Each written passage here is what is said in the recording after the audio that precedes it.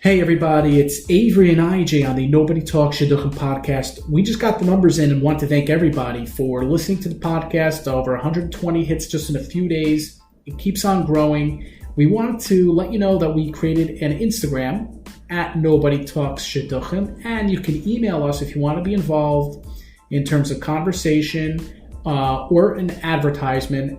The email is nobodytalkspodcast@aol.com. At AOL, yes.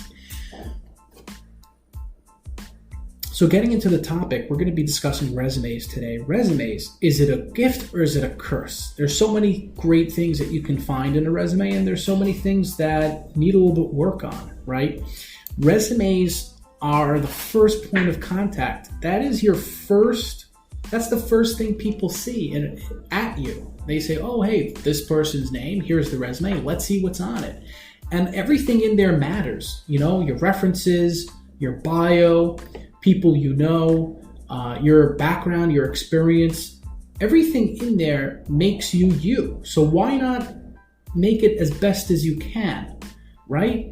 Think about it. Maybe you're kind of lacking on your references and you want to know someone better. Go find that someone better and put them on there. Or you're not really happy with your job and it's just like, I don't feel comfortable putting on. All right, great. Maybe kick yourself forward. Go back to school. Don't go back to school. Get out of school. There's so many things that people look at right away, which is the resume. And look, it's very materialistic. But, this is the process of shidduchim. Love some, hate some. Yeah. It's not Legally Blonde in the early 90s, when she comes up with that pink, beautiful piece of paper. She hands it over to the law professor.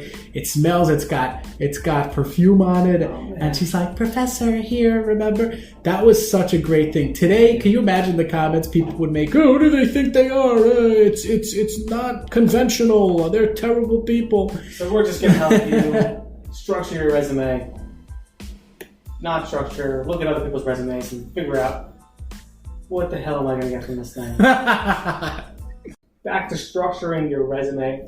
Do you want to tell the truth about every single thing that you've done in your life? Are you trying to tell them a life story? Are you trying to tell them my hobbies, my interests, my personality?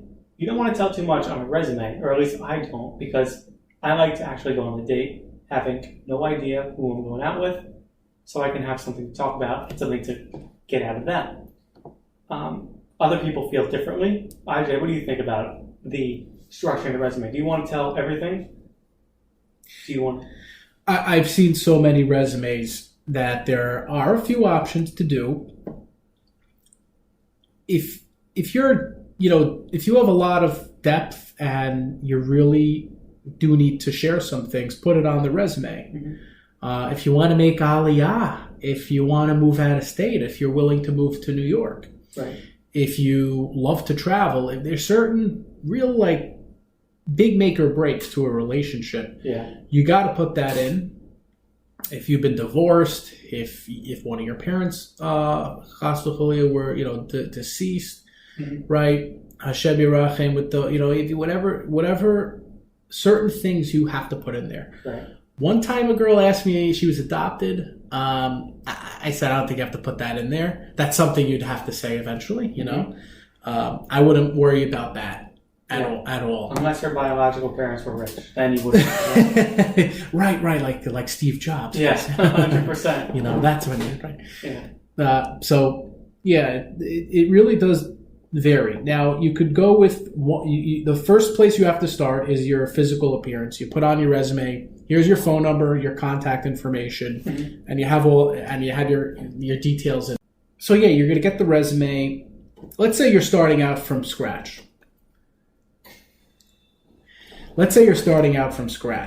Okay? You just got into Shidduchim. You're sitting down right now. Right. Or let's say you want to review, okay? Some of you guys want to review. I personally like to review a lot. I know, Avery, you sometimes review, sometimes chazara. Yeah. So I do it plenty of times where I sit down and I just try to reconfigure my resume. Who does paper and pen today? If you are, you're whoa. Mm-hmm. Don't send me your resume. But you get down to Microsoft Office, get down Microsoft Word or Apple, whatever iPad has.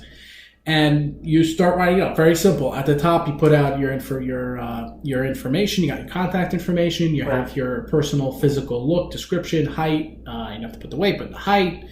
Hometown. People would not be upset. People wouldn't. I don't necessarily say weight. I say BMI. Maybe I should start putting my weight on. Your BMI. That'd be great. Huh? Maybe. I could put my weight on there. Yeah, 270. I think of it like, the 40-yard dash in the NFL. They have the NFL combine before players get drafted. They put them through all this physicals. This is what dating is. You want to know what they can handle physically. Not necessarily. In that order. But to each their own, To each their own. So you were at a very good point there. You family, like you said. Family? Yeah, family's a big thing. Everyone puts their family. This one's married to this one, right? You go down the resume. But now you kind of get to a great spot, okay? First thing is, do you do a write-up or not, okay? Mm-hmm. What do you do, Avery? Do you do a write-up? I just put down basic information. Schools, yeshivas, friends, references. I do not do a write-up. I just put down literally on my job and college, just so they know what idea this guy is. He's in Cedarhurst, and he's from Queens, or he's from Jersey, and he went to YU. You can kind of get a certain feel for the type of person they are if they went to that type of yeshiva, they went to this college, they're in law school, and girls like to hear law school. That's a big thing. So I definitely don't do a write-up, but when I do see a write-up from a girl, I'm not turned off. That's an interesting thing, because she's putting her whole self out there. That's kind of very honest, tells you a lot. I've seen girls' write-ups where they'll say, love outdoors and love sports and love tennis, and that is very attractive to me. Some girls will be like, yeah, I love chesed, I love doing community service work, I love my family, I love my pet monkey, and I will be so turned off. Pets, that's not for me. For somebody else, that's great. We have a friend who all he does is bring pets into his life. He doesn't care about it. All he does is live with pets, and not his wife. He's single. Are you talking about Fredo Goldstein? Fredo. Yes, it is Fredo. Fredo Goldstein. Yeah. So being totally open, it really depends on your personality, to me at least, because that's how I view it. I don't know what necessarily other people view it, but that's my point of view. It really depends on your personality. If you like that whole open and talking about yourself type of thing, yeah, go for it. It doesn't bother me. Well, that's good. It's good that it doesn't bother you. Yeah. Do you call references before you go out on every single date? Because I know I don't. I don't know every date, but what do you do, IJ? I love calling references. References are your bracha in disguise. What I mean by that is when you get a girl's resume, you don't know how many people said yes to this girl. So wouldn't it help if one of her friends or one of his bros shot you a text and said, yo, just spoke to this great dude. Right. He's from Brooklyn. He's from LA. Yeah. Spoke to him. Great. You got to say yes. Right. So that always helps. And you should have some questions prepared. Talk to the references. So give them a call up. Say, hey, I'm calling on behalf of myself. I'm a reference. Right. You're a reference. You're listed. Okay, great. Most of the time, I'd say 90% of the time, people are going to be interested and okay with talking to you. Mm-hmm. Sometimes you get a dead end. Not everyone's able to talk all the time. Oh, no. And they might not even know what to say necessarily. Finally, just start discussing the person. Yeah. Ask questions. What's their hashkafa like? These questions are very repetitive. Right. You're going to be repeating a lot of the same things. Mm-hmm. It's just a good place to start. It's a good foundation. Yeah. So you want to ask, what's your hashkafa like? Where did he grow up? Where did she grow up? Yeah. What are they looking for? What have they dated before? Have they had a long relationship? Right. Are they close to the family? Are they not close to the family? I'll give you 3 scenarios. I'll call these the references from hell. All right. These I've called. You called me. I thought that was you. You're the 4th. These are the 3 scenarios. I call them references from hell. I've called them before. These are 3 actual phone calls that I made And this is what happened. And one scenario was I called a girl who was good reference friend. I think maybe it was 2 or 3 references, who knows, on the actual resume. Talking to her. Yeah, so her father lives in Iowa. The parents are divorced. Had no idea coming into the resume. Doesn't spell it out. Doesn't say anything about divorce. I'm like, okay, that's not good. They were concealing something. That's a problem. I was not a fan of that. Second reference from hell. And this happens to a lot of people, not just me.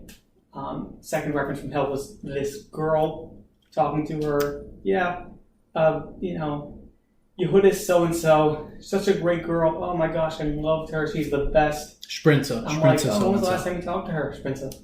When was the last time you talked to her? Oh, probably seminary 4 years ago. I'm like...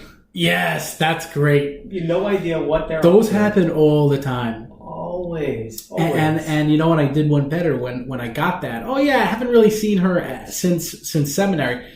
And then I called the next reference. And the mother goes, this woman was mother. You can tell. She's like, oh yeah, our kids played together in high school. And then I said, oh, so what's going on now? Oh, I don't know. And like this girl did not have any recent references. Oh my gosh. Oh, yeah. I tell you, I was chasing that girl for a while. Finally got her resume. Right. So I get her updated resume. It was the same references. Oh my gosh. So, well, come on, man. Yeah. That's a disservice. Thanks for wasting my time. 100%. I'm sending you the check. Yeah. I mean, the references are key. So I'm not afraid. I had some good friends who were references who I thought they would say good things. Some you could always tell would be a better reference. Some, when they get on the phone, they just start giggling and have no idea what to say. Like, oh my God, I'm friends with him. What do you want to know? And they just say everything's the best. I kind of want my friends to be honest, like say the truth, so that if she thinks that we're the wrong fit, they'll actually say no, which is a good thing probably in the long run. So I think saying the truth is best for references, but don't be afraid to bench a reference and take another one and put them on. Like benching the quarterback because he's playing bad, take him off. Put him on the bench.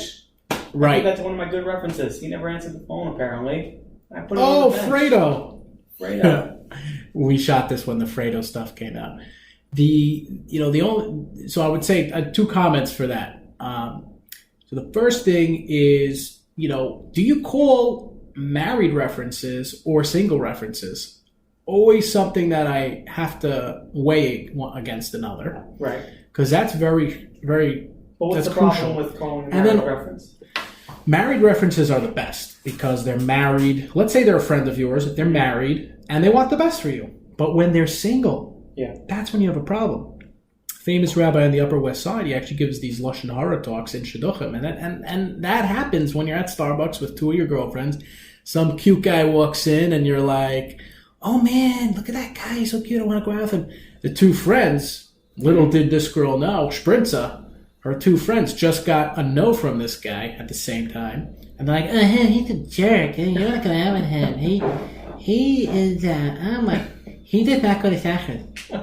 And I heard he talked to him Tachas, but he did not to him. So that, you have to really worry about that stuff. Yeah. Now that's what would happen if you call a single friend. So don't put a single friend on the resume. Okay, unless you have best friends, you learn together, you're whatever it is. Okay, you want to make a story about it, make a story about it. Right. But you got to put a married reference on there. A married person's gonna really want what's best for you and be able to talk without the filter, or put a filter on. But someone who's married, it's first of all, it's a little bit of a busha to them. Yeah. It's not so easy. I've just heard it. I've heard it because I call references. I like calling references. I like knowing sometimes if it's shy. References better than the dates. Yes, all the time. Like all these people emailing us on the Nobody Talks podcast at AOL.com. Yeah, you end up calling a reference and it's like, wow, this girl, I want to go out with her. Oh yeah, that sounds like she's for me. Yes, and then no idea. I love when that. And then happens. You're on the date and you're just talking about her friend who was the reference. Yes. How great she is. And how she would not want somebody like you. But yeah. I mean, that happens. And they're like, oh, well, so what's your deal? I'm just asking for a friend. I think I have a friend. Or a friend. Oh, really? Without even seeing a picture of her? Yeah. Or knowing anything about her? Yeah, no, it's for a friend. For a friend. For a friend. About 20 minutes when my timer goes off and we end this date. I'm going to go look into that. Oh, okay. Aside from references, though, another key to searching your somebody's resume that was sent to you, always do the Google search. Always. Because you don't know what's going to come up. Really? I always do a Google search. And if nothing comes up, it's great. If they're not on Google, they're on Instagram, Facebook. It's much cleaner for me, you know? Someone with Instagram and Facebook, these paths, it could be very time consuming. It doesn't really do it for me. Yeah, well, Google's not bad. I would advise not to Google at all. However, right. If the shopman sends you a picture and you're like, okay, great, is there another picture? It's a very bad picture, and they're like, that she doesn't have any, or he doesn't have. Okay, fine. Google. You could Google it. That's okay. Yeah. I think we're way past. Do you remember that? We're way past 2010 when it was like, you gotta Google. You don't know what he has on there. You don't know what she posted on Facebook when she was in 8th grade. Right. Get lost. Kiss my butt, man. Sure. You're a kid. You make mistakes. Things happen. Get real. Get real. I don't like that. Oh, you like that? It depends. You look at my Google from back in the old camp days when I had a little belly. Oh, you were fat. fat. That guy was fat. Wow. No, you weren't fat. I wasn't fat, but let's say I was. Pirate Patch. And you said, arg. And there are videos of this recorded on Vine. This is true, yeah. And you got to find that stuff out. Like, you got to see if she wore a skirt that was like up to nothing, what she looked like. It's important for me, at least. I don't know. I'd like to see what their background was, because that just shows how open they are, or at least how open they grew up. And maybe they've changed, maybe not. So you just kind of have a conversation about it. Like, oh, hey, look, I know you went to one of the M camps. The M camp. Yeah, you went to one of the M camps, and it was co-ed, and who knows what happened there. I did not. I went to a all-boys camp, which had its ups and downs. Mostly downs. Well, mostly. I'm not going to say which camp. I went. But you're gonna have to take. All right, whatever. You're gonna have to take that out there. Yeah, well, I went to an M camp. I had a great time. I had 6 girlfriends that summer. 6. Yeah. Wow. 6. I had 6 because I think there were 6 girls in camp that were rolling in total. No, I didn't have any girl. But it was like Shabbos walk. I don't know. Does that stuff work anymore? For our younger listeners, email us. Nobody Talks Podcast at AOL.com. But back to the Google searching. I'd like to know who I'm going out with, like what their background is. It's very, to me, I don't know. I understand why people would be. It's good. It's good. It's good to do. Like to know. Look, it's fine. If you get a resume, you have to know how to read a resume, and we'll get into that at some other point. When you're younger, reading a resume has to do with experience. You kind of blend it into a science already. Mm-hmm. I think we're living in such a materialistic world that you're going to base a lot of it off the picture, and then check out the background a little bit, right? If you're modern and you're looking for more yeshivish, or if you're yeshivish and you're looking for more modern, that stuff will be that's an instinct. It'll happen very quickly. Yeah, and something that's even better than the resume sometimes is calling somebody who is in their neighborhood, who knows them, who is not on their resume, who they're not necessarily friends with, who, may actually be, what is the word in what do you mean by that? A hater of the person, and calling them just to see what their opinion is. I don't know about that. Why not? I would completely disagree. Here's why. Okay. Oh yeah, sure. I know Jimmy. Yeah. Jimmy's such a great guy. Go out with him. I'm not buying it. You got a Shidduch Resume. It's very specific and it's intentful. Yeah. Okay. But it's like I have a resume. Yeah. I send it out. I contacted those 4 or 6 people on the resume, and I said, "Look, people are going to call you. Can we go over some things? This is what you can tell them about my background, what's going on." And then whatever else you want to throw in, fine. It's no problem. Mm-hmm. But, something could happen serendipitously where, okay, they'll find something when they're talking to you. Right. And when they're talking to the reference, and then they'll get some information that they've kind of stumbled upon. Okay. So let me ask you. So you're going out with a girl. She davens at the Young Israel of Oceanside. You know somebody who davens the Young Israel of Oceanside. And this girl got into a fight with that person, and they don't get along. And that person was wronged by this girl. And she's nasty. You wouldn't want to call up that friend of yours who davens the Young Israel of Oceanside to find out about this girl and say, look, she's nasty. She has this issue. She has a trucker mouth. She curses. She hits. She bites. And you would want to know these things, like I would, right? Yeah, but that's ostentatious. You don't know what kind of pretentious past Okay, I of hear thoughts you. people might have against them. Yeah, look, I always think from my perspective, people are calling about me. Well, has that happened? Has that happened before? Yeah, I'm a jerk. I'm a Where prick. I'm sure it's happened. where you've called up someone else? Um, When you're dealing with that much volume, it's a no. little tough. But I'm just thinking from my perspective, somebody calls somebody else in my shul and says, hey, you know Avery? I'm like, yeah, I know Avery. You ever see him get tzedakah in the shul? No, he usually asks for the $5 of change and just keeps it. Oh! Like, come on. Like, That's who's gonna want him? Fredo Goldstein does that. But who's going to want that guy? He sits there taking the tzedakah and asks. Yeah, so that's who I'm calling to know. People, I'm sure, are calling about me, and that's why I'm always extra careful about how I act in public places like shul, when I was in college, where I'm at work. Because nobody knows where a reference call is going to come from. How you act in the workplace is key. Yeah, and look, you got to do whatever works for you, right? Be you, as Chef Chaya says. You got to be you. Chef Chaya. And you got to do you. So if you want to call people for the shul, you want to call whatever, fine. Go ahead. Sei gesund. It'll work out.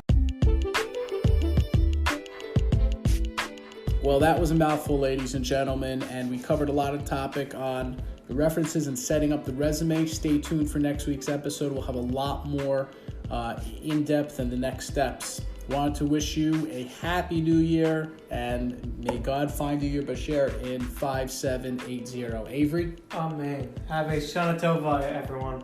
Bye! The LMNO Broadcast Network.